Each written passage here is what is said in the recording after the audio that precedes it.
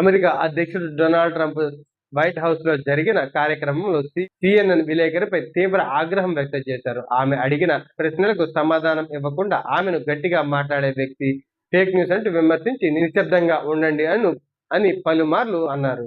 ముందుగా homes Trump కు సన్నిహితంగా ఉండే నటలీ హార్స్ గురించి డెమోక్రటిక్ సెనేటర్ జాన్ ఒసాఫ్ చేసిన వ్యాఖ్యలపై ప్రశ్నించారు. ట్రంప్ ఆ ప్రశ్నను తీవ్రంగా తప్పుపట్టారు. వైట్ హౌస్ కూడా ఆ తర్వాత హోమ్స్ పై సోషల్ మీడియాలో విమర్శలు చేసింది.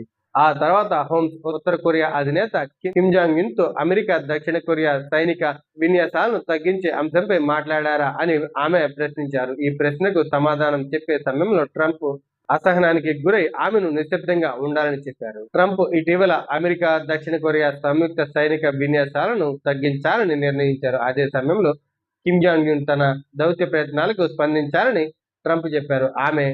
అయితే కిమ్ నుంచి వచ్చిన స్పందన వివరాలను ఆయన వెల్లడించలేదు. ఈ ఘటనపై సిఎన్ఎన్ తన విలేకరి క్రిస్టియన్ హోమ్స్ కు మద్దతుగా నిలిచింది. జర్నలిస్టులు కఠినమైన ప్రశ్నలు అడగడం వారి విధిలో భాగమని పేర్కొంది. వైట్ హౌస్ మాత్రం హోమ్స్ పై మరింత వ్యక్తిగత విమర్శలు చేయడంతో వ్యవహారం పెద్ద చర్చకు దారితీసింది.